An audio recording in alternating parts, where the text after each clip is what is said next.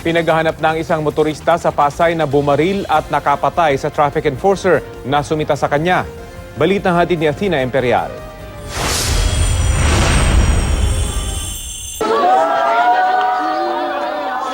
Ganun na lang ang paghihinagpis ng mga kaanak ni Noel Lunas. Hindi na nila muling nakitang buhay ang Pasay traffic enforcer matapos barilin sa Barangay 79, Zone 10, Pasay, pasado alas 4 ng hapon. Ang salarin, motorista umanong sinita ng kasamahang traffic enforcer dahil sa pagsuway raw sa batas trapiko sa EDSA Corner Rojas Boulevard. Pag-aaral ko sa kanya, binuksan niya ako ng salamin.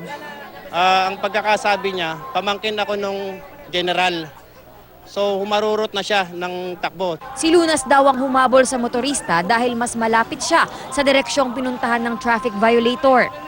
Inabutan niya ang AUV pero binaril siya ng driver nito na tumakas habang may sakay na babae. Yung tama ni traffic enforcer Lunas is sa forehead.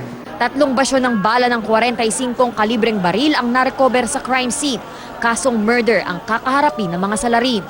Athena Imperial, GMA News.